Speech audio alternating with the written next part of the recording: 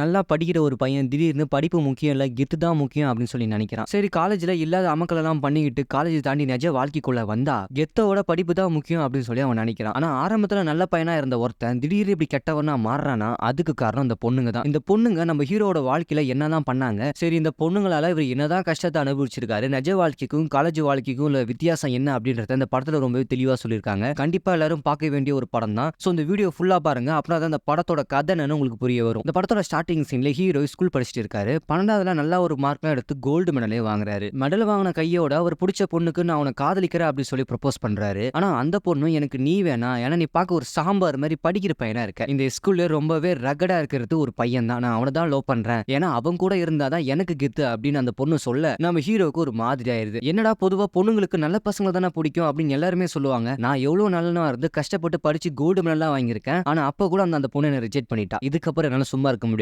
காலேஜ்ல நானும் கெட்ட பையனா மாறுறேன், காலேஜ்ல என்ன ஒரு கெத்தா காட்டுறேன், அப்படின்னாதான் எல்லா பொண்ணுங்களும் என்ன காதலிப்பாங்க அப்படின்னு ஸ்கூல்ல நல்ல பையனா இருந்த நம்ம ஹீரோ காலேஜ் போன பார்த்து ஒரு கெத்தா ஒரு மாசான ஒரு ஆளா வராரு. சோ காலேஜ்ல ஜாயின் பண்ண உடனே காலேஜ்ல எப்படியாச்சும் ஒரு கெத்தா ஆகணும் அப்படின்னு பண்ணாத அமங்கல் எல்லாம் பண்ணாத சேட்டை கிடையாது. சோ இதனாலே காலேஜ் முழுக்க இவர் எல்லாருமே டிராகன் தான் கூப்பிடுவாங்க. இப்படி ஒருத்தனை கண்டிப்பா எந்த பொண்ணு தான் லவ் பண்ணாம இருக்காது. காலேஜ்ல ஒரு பொண்ணு நம்ம ஹீரோவை வெறித்தனமா லவ் பண்ணுது, அந்த பொண்ணு தான் வந்து இவங்களை ப்ரப்போஸே பண்ணிருக்கு. அந்த அளவுக்கு நம்ம ஹீரோ மாஸ் காமிச்சிருக்காரு. இதெல்லாம் ஒரு பக்கம் இருக்க, நாளாக ஹீரோட அமக்குளம் காலேஜ்ல ரொம்பவே அதிகமாகுது. இதை பார்த்த பிரின்சிபலும் இதெல்லாம் சரிப்பட்ட வராது, உன்னை நான் 3 மாசம் சஸ்பெண்ட் பண்றேன் அப்படின்னு காலேஜ் விட்டு 3 மாசம் தள்ளி வைக்கிறாரு. ஆனா மத்த எல்லா ஸ்டூடெண்ட்டுமே வந்து கேக்குறாங்க எதுக்காக டிராகனை வந்து இப்படி பண்றீங்க அப்படின்னு. சரி கடைசியா பிரின்சிபல் ஒரே ஒரு வாய்ப்பு கொடுக்குறாரு. ஏன்னா மத்த ஸ்டூடெண்ட் எல்லாமே வந்து கேட்டதால இந்த 3 மாசம் இவனோட அட்டெண்டன்ஸ் பர்சன்டேஜ் ரொம்பவே ஃபுல்லா இருக்கணும். ஒரு நாள் கூட காலேஜுக்கு லீவு போடாம வந்தா சோ கண்டிப்பா நான் ஹால் டிக்கெட் கொடுத்து எக்ஸாமுக்கும் அலோவ் பண்றேன், இந்த விஷயம் ஓகேனா சொல்லுங்க, இப்பவே இந்த டிராகன் வந்து காலேஜுக்குள்ள போகலாம் அப்படின்னு பிரின்சிபல் சொல்றாரு. மத்த பசங்க ரெடியா தான் இருக்காங்க, ஆனா டிராகனுக்கு இந்த விஷயம் சுத்தமா பிடிக்கல. ஏன்னா என்னோட காலேஜ் என்னோட மாஸ் என்ன, என்னோட வெயிட் என்ன, நான் தினமும் காலேஜ் வந்தா என்னோட கெத்து குறைஞ்சிடும் அப்படின்னு ஹீரோவும் என்னெல்லாம் முடியாது அப்படின்னு இந்த காலேஜ் விட்டே அவர் கிளம்பி போயிடுறாரு. சோ 48 அரியரோட நம்ம ஹீரோ இந்த காலேஜ் வேணாம் படிப்பு வேணாம் அப்படின்னு ஒதுங்கிறாரு. பொதுவா இப்படிப்பட்ட ஒரு ஆளு வாழ்க்கையில முன்னேறுவானா இல்லையா அப்படின்ற கேள்விக்குறி எல்லாருக்குமே இருக்கும். அதான் இல்ல, ஏன்னா கண்டிப்பா இவரோட வாழ்க்கையில முன்னேற்றமே கிடையாது. ஏன்னா பல டிகிரி வச்சிருக்கனோட வாழ்க்கையே இங்க கேள்விக்குறியா இருக்கு. ஒரு டிகிரி கூட முழுசா முடிக்கல, அப்படிப்பட்ட இவனோட லைஃப் என்ன ஆகணும் அப்படின்னு சொல்லி நமக்கு சொல்லவே தேவையில்ல. சரி என்னதான் காலேஜ்ல ஒழுங்கா படிச்சு டிகிரி வாங்கலனா கூட இவரோட அப்பா அம்மா இவரை கஷ்டப்பட்டு தான் படிக்க வச்சாங்க. எங்க அப்பா அம்மாக்கு 48 அரியர் வச்சிருக்கிற விஷயம் தெரிஞ்சா ரொம்பவே கஷ்டப்படுவாங்கன்னு சொல்லி அப்பா நான் எல்லாத்தையும் கிளியர் பண்ணிட்டேன், அது மட்டும் இல்லாம டிகிரியும் வாங்கிட்டேன், எனக்கு வேலையும் கிடைச்சிருக்குப்பா அப்படின்னு தினமும் வேலைக்கு கிளம்பி போயிடுவாரு. ஆகா 48 அரியருக்கு வேலை கிடைக்குமான்னு சொல்லி பார்த்தா அதுவும் கிடையாது. தினமும் அப்பா அம்மா கிட்ட அப்பா நான் வேலைக்கு கிளம்பி போயிட்டு வரா அப்படின்னு ஸ்ட்ரெயிட்டா அவரோட ஃப்ரெண்ட்ஸோட ரூமுக்கு போய் தினமும் அங்க சரக்க போட தம் அடிக்க டிவி பாப்பா அப்படின்னு இவரோட லைஃப் இப்படியே தான் மூவ் ஆயிட்டு இருக்கு. சரி மாச சம்பளத்துக்கு என்ன பண்ணுவாருன்னு கேட்டா இவர் ஃப்ரெண்ட்ஸ் கிட்டே இருந்து அந்த பணத்தை வாங்கி அந்த பணத்தை இதான்பா என்னோட சம்பளம் அப்படின்னு வீட்டுல கொடுத்துருவாரு. மறுபடியும் எனக்கு இந்த செலவுலாம் இருக்குப்பா, அந்த பணத்தை திருப்பி கொடுங்க அப்படின்னு அதே பணத்தை திருப்பி வாங்கி மறுபடியும் ஃப்ரெண்ட்ஸ் கிட்ட கொடுத்துருவாரு. இப்படி ஒரு மோசமான வாழ்க்கையை தான் நம்ம ஹீரோ கெத்துன்னு நினைச்சிட்டு வாழ்ந்துட்டு இருக்காரு. சரி இதுக்கெல்லாம் நடுவுல காலேஜ் டைம்ல ஒரு பொண்ணை வேற லவ் பண்ணாரு. அந்த பொண்ணோட கதி என்னன்னு பார்த்தா அந்த பொண்ணோட லவ் இப்போ கண்டினியூல தான் இருக்கு, ஆனா இதுக்கப்புறமும் இருக்காதா இல்லையான்னு சொல்லி தெரியல. ஏன்னா அந்த பொண்ணு தான் இவருக்கு பார்த்து பார்த்து எல்லா செலவுமே பண்ணுது. அந்த பொண்ணு எவ்வளவுதான் பொறுத்து போறோம் பாருங்க சொல்லி பார்ப்போம். காதல் லைஃப்ல ஒரு பையன் கெத்தா இருந்தா பொண்ணுங்களுக்கு பிடிக்கும், ஆனா கல்யாணம் வந்துட்டா பொறுப்பான பசங்களை தான் பொண்ணுங்க தேடுவாங்க. அப்படிப்பட்ட நிலைமை தான் நம்ம ஹீரோக்கும். அந்த பொண்ணு நம்ம ஹீரோவை கூப்பிட்டு வச்சு தம்பி இங்க பாருப்பா, இதுக்கப்புறம் உனக்கு எனக்கு செட் ஆகுது, நீ 48 அரியர் வச்சிருக்க, வேலை வெட்டிக்கே போகாம ரொம்பவே ஓப்படிக்கிற, எங்க வீட்டுல மாப்பிள்ளை வேற பாக்குறாங்கன்னு ரொம்ப பிரஷர் அப்படின்னு அந்த பொண்ணு என்னென்னமோ சொல்லி கடைசியில நம்ம ஹீரோவை கைட்டி விட்டுருது. ஆனா இந்த ஒரு அவமானம் நம்ம ஹீரோவால தாங்கவே முடியல. ஏன்னா இதுக்கு முன்னாடி எல்லாம் நீ தான் என் உலகம், நீ தான் என் உரின்னு சொல்லிட்டு இருந்த ஒரு பொண்ணு வெறும் வேலை வெட்டிக்கு போகாத ஒரே காரணத்துக்காக என்ன பிரேக்கப் பண்ணிட்டா. அதுவும் மீறி என்னோட லைஃபே ரொம்பவே அன்ஃபெயிலியரா இருக்கு, நான் ஒரு ஃபெயிலியரான மேன் அப்படின்னு சொல்லி நீ வாழவே தகுதி இல்லாதவ அப்படின்னு சொல்லிடுறான். இந்த ஒரு அவமானம் நம்ம ஹீரோவால தாங்கவே முடியல. 6 வருஷம் லவ்ங்க, இதோட வழி யாரு சொன்னாலும் புரியாது. அப்படிப்பட்ட ஒரு மன வேதனையில் தான் நம்ம ஹீரோ இப்ப இருக்காரு. சோ தன்னோட காதலியும் வாழ்க்கையில நீ ஒரு தோத்தவண்டா அப்படின்னு சொல்லிடுச்சு. ஹீரோட ஃப்ரெண்ட்ஸ் கூட அப்பப்ப அவரை கலாய்க்கிறாங்க. சோ இப்படி 48 அரியரை வச்சுட்டு நம்ம லைஃபே தொலைச்சிட்டோமே அப்படின்னு சொல்லி ரொம்பவே ஃபீல் பண்றாரு. அப்பதான் ஒரு முடிவு பண்றாரு, நல்லா சம்பாதிக்காத ஒரே காரணத்துக்காக தானே என்ன அவ விட்டு போனா, அவ கல்யாணம் பண்ணிக்கிறோட பையனோட நான் ₹1 அதிகமா சம்பாதிக்கிறேன் அப்படின்னு எப்படியாச்சும் என்னோட வாழ்க்கையை நான் சக்சஸா மாத்தி காட்டணும், அதுவும் உடனே அப்படின்னு அவங்க ஃப்ரெண்ட்ஸ் கிட்ட ஐடியா கேட்கிறாரு. டிகிரி இருக்கிறவனுக்கே இங்க வேலை இல்ல, நீ டிகிரியே இல்லாம என்னப்பா பண்ணுவான் அப்படின்னு எல்லாரும் கேட்கும்பொழுது அவருக்கு என்ன பண்றதுனே அப்படின்னு சொல்லி தெரியல. அப்பதான் நம்ம ஹீரோவும் கிரிக்கெட் விளையாடும் போது அந்த ஏரியாக்கு புதுசா வந்த ஒருத்தர் அவருக்கு அறிமுகமாகறாரு. அவருக்கும் கிரிக்கெட்னா ரொம்ப பிடிக்கும் போல. புதுசா வந்தவரும் கிரிக்கெட் ரொம்பவே நல்லா ஆடி அவங்க ஃப்ரெண்ட்ஸ் கிட்ட ரொம்பவே இம்ப்ரெஸ் ஆயிட்டாரு. அப்ப இப்படியே ஜாலியா சுத்த ஊர் சுத்த பப்பு பாட்டுன்னு அப்படி சொல்லி கிளம்பி போகும்போதுதான் ஹீரோட லைஃப்ல என்னெல்லாம் நடந்துச்சு அப்படின்றத அந்த புதுசா வந்த ஃப்ரெண்டும் கண்டுபிடிக்கிறாரு. கடைசியா அவர் ஒரு ஐடியா கொடுக்குறாரு, ப்ரோ நீங்க எதுக்கும் கொல்லப்படாதீங்க, நான்லாம் 38 அரியர், ஆனா எனக்கே இப்ப வேலை இருக்கு, உங்களுக்கு வெறும் 48 அரியர் தானே, ஒன்னும் கவலைப்படாதீங்க, ஃபேக் சர்டிபிகேட் ஒன்னும் ரெடி பண்றோம், உங்களுக்கு டிகிரி முடிச்சாச்சு, நீங்க பாஸ் ஆயிட்டீங்க அப்படின்னு, நான் சொல்ற இடத்துக்கு போய் பாருங்க, பக்காவா அடிச்சு கொடுப்பாங்க அப்படின்னு ஹீரோ ஃப்ராடு தனம் பண்ணி எப்படியாச்சும் காலேஜை முடிச்ச மாதிரி ஒரு ஃபேக் சர்டிபிகேட்டை ரெடி பண்ண தயாராயிட்டாரு. ஏன்னா அந்த அளவுக்கு அவருக்கு அந்த காதல் தோல்வியோட வலி இருக்கு, எப்படியாச்சும் வாழ்க்கையில ஜெயிச்சு ஆகணும் அப்படின்னு. சரி அங்க போய் பார்த்தா அவன் ஒரு ஃபேக் சர்டிபிகேட் ரெடி பண்றதுக்கு 10 லட்சம் கேட்கறான். இவருக்கு 10 ரூபாய்க்கே வழி இல்ல, இவர் எங்க 10 லட்சத்துக்கு போறா அப்படின்னு வீட்டுல கேட்டு பாக்குறாரு. வீட்டுல எப்படியோ சண்டை போட்டு அவங்க அப்பா அம்மா கிட்ட கெஞ்சி கூத்தாடி அந்த 10 லட்சம் வாங்கி அந்த ஃபேக் சர்டிபிகேட் எப்படியோ ஒரு வழியா ரெடி பண்ணிட்டாரு. அதோட அந்த சர்டிபிகேட் அடிச்சு கொடுக்குற இடத்துல இவருக்கு ஒரு வேலையும் வாங்கி கொடுத்துருவாங்க. அந்த வேலையில இவர் திறமையா இருந்தாருன்னா இவரோட லைஃபே செட்டில் ஆயிடும். கடைசியா இல்லாத ஃப்ராடு வேலை எல்லாம் பண்ணி எல்லாத்தையும் ஏமாத்தி ஒரு கம்பெனில மாசம் 1 லட்சத்துக்கு சம்பளத்துக்கு ஒரு வேலைக்கு சேர்றாரு. இப்பதான் இவரோட லைஃபே ஜாலியா போகுதுன்னு பார்த்தா ஆனா அதான் கிடையாது. இந்த கம்பெனில அவர் கஷ்டப்பட்டா மட்டும்தான் அவர் முன்னுக்கு வர முடியும். எப்படியோ படிப்படியா கஷ்டப்பட்டு வேலையை கத்துக்கிட்டு டிகிரி இல்லைனா கூட இவரோட வளர்ச்சி படையப்பா படத்துல வர மாதிரி படிப்படியா உயர்ந்துட்டே இருக்கு. 1 லட்சத்துக்கு வேலைக்கு சேர்ந்த மனுஷன் கடைசியில 3 லட்சத்துக்கு வந்து நிக்கிறாரு. இதுல இவர் அமெரிக்கா வேற போக போறாரு. இவருக்கு வந்த வாழ்வை பாருங்க. சோ ஒரு வழியா வாங்குற சம்பளத்துல இஎம்ஐல ஒரு வீட்டை ஒண்ணு வாங்கி தன்னோட அப்பா அம்மா கூட சந்தோஷமா இருக்காரு. இவர் லைஃப்ல இப்ப எல்லாமே நார்மல் ஆயிடுச்சு. கடைசியில மிச்சம் இருக்கிறது ஒண்ணுதான், அது கல்யாணம். சரி இப்ப இவருக்கு பொண்ணு பார்க்க வேற ஆரம்பிக்கிறாங்க. அப்படி பொண்ணு பார்க்கும் போதுதான் மிகப்பெரிய ஒரு பணக்கார வீட்டு பொண்ணு இருக்கு. அந்த பொண்ணுக்கு ஒரு நல்ல பையனை தான் தர்றாங்க. ஜாதி மதம் அந்தஸ்து எதுவுமே முக்கியம் இல்ல, ஒரு பையன் நல்லவனா இருக்கணும் அப்படின்றது ஒரே காரணத்துக்காக நம்ம ஹீரோவை இவர் தான் மாப்பிள்ள அப்படின்னு அவங்க அப்பா கிட்ட போய் பொண்ணு கேக்குறாங்க. அப்போ ஹீரோ பார்த்து பையன் நல்ல பையனா தான் இருக்கான், சரி ஒன்னும் பிரச்சனை இல்லை, என் பொண்ணு நான் கொடுக்குறேன், என் பொண்ணுக்கு விருப்பம் இருந்தா கட்டிக்குங்க அப்படின்னு சொல்லி ஓப்பனா போட்டு உடைச்சிடுறாரு. அந்த பொண்ணும் நான் கொஞ்ச நேரம் இவர்கிட்ட பேசி பழகி பார்க்கணும் அப்படின்னு இவங்க 2 பேருமே டேட் பண்ண ஆரம்பிக்கிறாங்க. டேட் பண்ண புதுசுல நம்ம ஹீரோ ரொம்ப தன்மையா ஹம்புலா ரொம்பவே மரியாதையா அந்த பொண்ணு என்னென்ன குவாலிஃபிகேஷன் எதிர்பார்க்குதோ எல்லாத்தையும் அவர் நிரூபிச்சு இந்த பொண்ணுக்கு இவன் தாண்டா சரியான ஆளு அப்படின்னு சொல்லி அந்த பொண்ணு கடைசியில லவ் பண்ணி கல்யாணத்துக்கு ஓகேவே சொல்லிடுது. ஹப்பா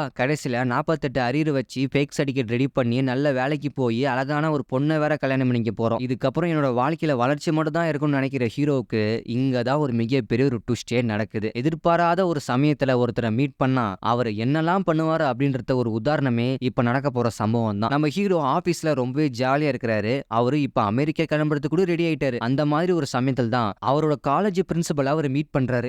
நீங்க என்னடா பண்ற அப்படின்னு அவருக்கு ஒரே ஷாக்கு. ஏன்னா அவ்வளவு பாராட்டு அவ்வளவு மரியாதை வேற நம்ம ஹீரோக்கு. உனக்கு 48 அரியர் ஆச்சேடா, உனக்கே நான் வேலை கொடுத்தா அப்படின்னு சொல்லி அவருக்கே குழப்பமா இருக்கு. அப்பதான் ஹீரோ ஒரு விஷயத்தை போட்டு உடைக்கிறாரு. ஆமா சார், நான் ஃபேக் சர்டிபிகேட் கொடுத்தா வந்தேன், தயவு செஞ்சு இந்த விஷயத்தை யாருக்கிட்டையும் சொல்லாதீங்க அப்படின்னு காலை விழுந்து கேட்கிறாரு. நம்ம பிரின்சிபலுக்கு என்ன பண்றதுன்னு தெரியல. சரி இவனோட வாழ்க்கையை நம்ம வீணாக்க கூடாது, கடைசியா அவனுக்கு ஒரு வாய்ப்பு கொடுப்போம். சரிடா தம்பி, இந்த கம்பெனிலே இருந்துக்கோ, நான் யாருக்கிட்டையும் நீ பண்ண தப்பா சொல்ல மாட்டேன், ஆனா உனக்கு ஒரே ஒரு கண்டிஷன், நீ எப்படியாச்சும் இந்த 48 அரியரை ஒரே அட்டம்ப்ட்ல கிளியர் பண்ற. சோ அப்படி நீ கிளியர் பண்ணிட்டா உன்னை நான் எந்த டிஸ்டர்பும் பண்ண மாட்டேன், உன்னை பத்தின ரகசியங்களா நான் யாருக்கிட்டையும் சொல்ல மாட்டேன்னு அங்க ஒரு கண்டிஷன் வைக்கிறாரு. நம்ம ஹீரோக்கு இப்ப என்ன பண்றதுன்னே தெரியல. ஏன்னா 48 அரியரை ஒரே அட்டம்ப்ட்ல கிளியர் பண்ண முடியாது. சரி அது முடியாதுன்னு சொன்னா கூட இந்த பிரின்சிபலும் நம்மளை பத்தின எல்லா விஷயங்களும் எல்லார்கிட்டையும் சொல்லிடுவான். நம்ம கல்யாணம் போயிடும், நம்மளோட வேலை போயிடும், நம்ம நடுத்தருள் தான் நின்னாகணும். வேற வழியே இல்லாம 3 மாசம் காலேஜ் ஜாயின் பண்ணி அந்த 48 அரியரை கிளியர் பண்ணலாம் அப்படின்னு சொல்லி ஒரு முடிவுக்கு வராரு. இங்கதான் நம்ம ஹீரோக்கு யமகண்டமே ஸ்டார்ட் ஆகுது. எந்த இடத்துல இந்த படிப்பு வேணாம் இந்த காலேஜ் வேணாம்னு சொல்லிட்டு போனாரோ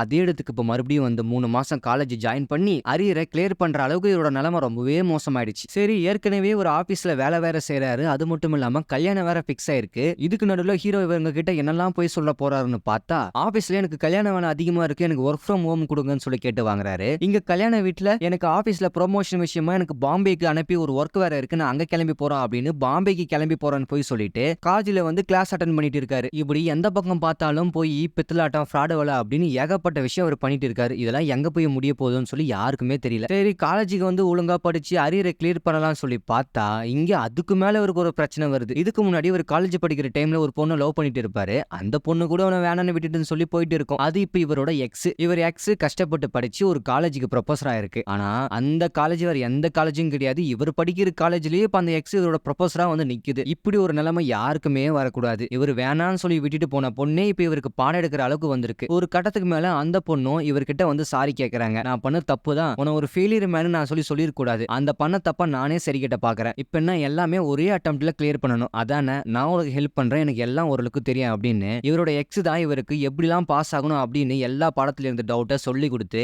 இவரை ஓரளவுக்கு தேத்துறாங்க. இதெல்லாம் ஒரு பக்கம் இருக்க இப்ப இவர் கல்யாணம் பண்ணிக்க வேற பொண்ணு வேற அடிக்கடி போனை பண்ணி நல்லா இருக்கியா சாப்பிட்டியான்னு சொல்லி இதெல்லாம் வேற கேட்டுட்டு இருக்கு. அந்த சமயத்துல நம்ம ஹீரோவோட பர்த்டே வேற வருது. அப்பன்னு பார்த்து நீ என்னப்பா பாம்பேல தானே இருக்க, உன்னோட பர்த்டே அன்னைக்கு நான் உன்னை செலிப்ரேட் பண்றேன், உனக்கு சர்ப்ரைஸ் கொடுக்குறேன் அப்படின்னு அந்த கல்யாணம் பண்ணிக்க போற பொண்ணு பாம்பேக்கு வந்து நிக்குது. ஆனா நம்ம அவங்க காலேஜ்ல இருக்காரு. ஆஹா என்ன பண்றதுன்னு தெரியாம சொல்லி நான் உன்ன பாக்குறதுக்காக சென்னைக்கு வந்துட்டேன் அப்படின்னு சொல்லி அங்க ஒரு பொய்ய சொல்றாரு. அந்த பொண்ணு பாம்பேல இருக்க, இவர் இங்க சென்னையில இருக்க, மறுபடியும் அந்த பொண்ணு கிளம்பி சென்னைக்கு வருது. இவர் தன்னோட காலேஜை விட்டுட்டு சென்னைக்கு போய் அந்த பொண்ணை பார்த்து நான் உங்ககிட்ட பொய்யே சொல்ல மாட்டேமா, நான் நல்ல பையமா அப்படின்னு சத்தியெல்லாம் பண்ணிட்டு திரும்புற பக்கம்லாம் எப்படி ஏமாத்தலாம், எப்படி பொய் சொல்லலாம் அப்படின்னு எப்பா இவரோட வாழ்க்கைய அந்த அளவுக்கு மோசமா போயிட்டு இருக்கு. எக்ஸுக்கும் கல்யாணம் பண்ணிக்க போற பொண்ணுக்கும் நடுவுல ஒரு பக்கம் வேலை, ஒரு பக்கம் வாழ்க்கை, எப்பா சாமி தலையே சுத்திரும் போல அந்த அளவுக்கு ரொம்பவே பாடுபடுறாரு மனுஷன் பாவம். அப்பதான் இவரோட பர்த்டே அன்னைக்கு இவர் சென்னைக்கு கிளம்பி போயிருப்பாரு. ஏன்னா இவரு சென்னையில இருக்கிற அப்படின்னு சொல்லி போய் சொல்லியிருப்பாரு. ஆனா இவரு காலேஜ்ல இருக்காரு. அந்த சமயம் பார்த்து நைட் டிராவல் பண்ணதால மறுநாள் இவருக்கு எக்ஸாம் வேற. கல்யாணம் பண்ணிக்க போற பொண்ணு கிட்ட நான் சென்னையில இருக்கிறேன் அப்படின்னு சொல்லி ஒரு போய் சொல்லியிருப்பாரு. இவரோட காலேஜ்ல இருந்து இவருக்கு சென்னைக்கு கிளம்பி போய் நைட் டிராவல் பண்ணியிருப்பாரு. அந்த ஒரு காரணத்துக்காக இவரோட எக்ஸாம் டைம்ல பயங்கரமா தூக்கம் வருது. அதுவும் கடைசி எக்ஸாம். இந்த எக்ஸாம்னு பார்த்து இப்படி ஒரு சம்பவம் நடக்க இவருக்கு தூக்கமா வருது. ஒரு வழியா கஷ்டப்பட்டு என்னென்னமோ கிறுக்கி விட்டாரு. ஆனா இந்த எக்ஸாம்ல இவர் ஃபெயில் ஆயிடுவோம் அப்படின்னு சொல்லி இவருக்கே ஒரு நம்பிக்கை இருக்கு. ஒரு வழியா எக்ஸாம்லாம் முடிஞ்சு ரிசல்ட்டுக்காக அவர் வெயிட் பண்ணிட்டு இருக்காரு. கடைசி சமயத்துல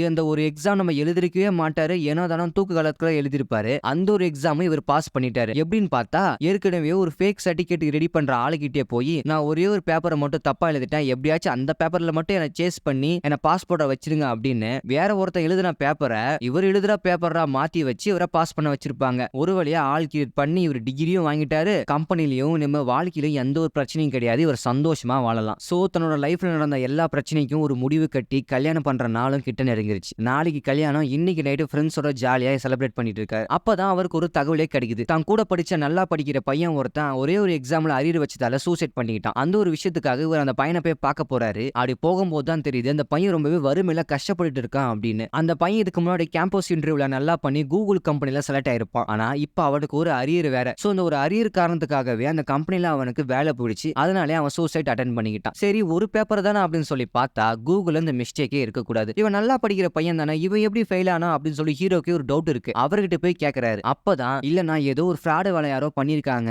நான் எக்ஸாம் எழுதின பேப்பரை நான் ரீவேல்யூஷன் போட்டு பார்த்தேன், அதுவும் என்னோட எக்ஸாம் எழுதின பேப்பரோட காப்பியும் என்கிட்ட இருக்கு, அது ஏன் எக்ஸாமே கிடையாது, நான் அதை எழுதவே இல்லை, அது என் கையெழுத்தே இல்ல அப்படின்னு சொல்லி ஹீரோ கிட்ட சொல்றான். சரி குர்ரா சொல்லி பாப்பன்னு பார்த்தா அவருக்கு மிகப்பெரிய ஒரு ஷாக்கு. இங்க தான் ரொம்பவே ஃபீல் பண்றாரு. இப்படி ஒரு நிலைமை யாருக்குமே வரக்கூடாது. ஏன்னா அந்த கையெழுத்தே நம்ம ஹீரோ ஓடியதான், அந்த பேப்பர் வேற யாருடைய பேப்பரும் கிடையாது, நம்ம ஹீரோ ஓடியது. அவர் தான் கடைசி எக்ஸாம் அப்ப நம்ம கண்டிப்பா அதுல ஃபெயில் ஆயிடுவோம் அப்படின்னு சொல்லி ஃப்ராடோல பண்ணி வேற ஒருத்தர் எக்ஸாம் பேப்பரை தன்னோட எக்ஸாம் பேப்பர் அப்படின்னு பேப்பரை மாத்தி வச்சிருப்பாங்க. அது இந்த பையனோட எக்ஸாம் பேப்பர் தான். சோ தான் பண்ண ஒரு தப்பால ஒரு பையன் சூசைட் அட்டென்ட் பண்றதுக்கு போயிருக்கான். அது மட்டும் இல்லாம வாழ்க்கையில இவ்வளவு கஷ்டம் இருக்கு, நம்ம நல்லா இருக்கணும், நம்ம லைஃப் நல்லா இருக்கணும் அப்படின்ற ஒரே காரணத்துக்காக நம்ம எந்த அளவுக்கு மோசமா இருக்கிறோமோ அப்படின்னு ஹீரோக்கு ரொம்பவே மனவேதனையா இருக்கு. இதெல்லாம் ஒரு பக்கம் எடுக்க விடிஞ்சா அவருக்கு கல்யாணம் வேற. சரி நம்ம கல்யாணம் பண்ணிக்கிட்டு சந்தோஷமா இருப்போம், அந்த உண்மை இவரை தவிர வேற யாருக்கும் தெரியாதுன்னு சொல்லி பார்த்தா தாலி கட்டுற அந்த சமயத்துல எல்லா உண்மையும் போட்டு உடைக்கிறாரு. ஏன்னா அவர் மனசு தாங்க இடம் கொடுக்கல. ஏன்னா அந்த அளவுக்கு அவர் ஒன்னும் மோசமானவர் கிடையாது. எல்லார்கிட்டயும் போய் நான் இத்தனை அரியர் வச்சிருக்கேன், நான் ஃபேக் சர்டிபிகேட் ரெடி பண்ணி தான் நான் வேலைக்கு சேர்ந்தேன், அது மட்டும் இல்லாம கடைசி எக்ஸாம் நான் எழுதினப்பா கூட நான் ஒரு பேப்பர் வேணும்னே மாத்தி வச்சேன் அப்படின்னு வேலை செய்யற இடத்துல பிரின்சிபல் கிட்ட, கல்யாணம் பண்ணிக்க போற பொண்ணு கிட்ட, மாணவர் கிட்ட, தன்னோட அப்பா அம்மா கிட்ட எல்லார்கிட்டயும் எல்லா உண்மையும் சொல்லி சரண்டர் ஆறாரு. ஃப்ராட் வேலை பண்ணியாச்சு, என்னோட வாழ்க்கை நல்லா இருந்தா போதும் அப்படின்னு நினைச்ச ஒரு மனுஷன் மத்தனோட வாழ்க்கையை அழிச்சிட்டு நம்ம வாழ்க்கை நல்லா இருந்து என்ன பண்ண போறோம், அதுக்கு நம்ம வாழ்றதுக்கு அர்த்தமே இல்ல அப்படின்னு எல்லார்கிட்டயும் உண்மையை சொல்லி இவரே வாண்டடா போலீஸ் கிட்ட சரண்டர் ஆகி அந்த ஃபெயிலான அந்த நல்லா படிக்கிற பையன் கிட்ட மறுபடியும் அவங்க ரீவேல்யூஷன் போட்டு அந்த நல்லா படிக்கிற அந்த பையனும் ஃபெயிலான அந்த பேப்பர்ல மறுபடியும் பாஸ் ஆகுறான். அந்த பையன் நினைச்ச மாதிரி அவனுக்கு கூகுள் கம்பெனில நல்ல ஒரு வேலையும் கிடைக்குது. அவன் லைஃபே டோட்டலா மாறுது. ஹீரோவும் கடைசி நிமிஷத்துல எல்லா உண்மையும் சொன்னதால கல்யாணமும் நின்னு போச்சு, அவருக்கு அந்த இருந்த வேலையும் போயிடுச்சு. இப்ப இருக்கிற இடம் இல்லாம அவங்க குடும்பமும் நடுத்தருல வந்து நின்னுட்டாங்க. இருந்தாலுமே நம்ம ஹீரோ எல்லாத்தையும் விட்டுட்டு நான் மறுபடியும் முதல்ல இருந்து ஆரம்பிக்கிறப்பா அப்படின்னு தன்னோட அப்பா அம்மா கிட்ட காலில் விழுந்து மன்னிப்பு கேட்டு நான் பண்ணதெல்லாம் தப்பு தான், நான் மன்னிச்சிருங்க அப்படின்னு மறுபடியும் புது மனுஷனா அவர் வாழ ஆரம்பிக்கிறாரு. கடைசியா அவர் ஜொமேட்டோ ஓட்டியாச்சு நான் நல்ல ஒரு நிலைமைக்கு வருவோம் அப்படின்னு ஃபுட் டெலிவரி வேலை பாக்குறாரு.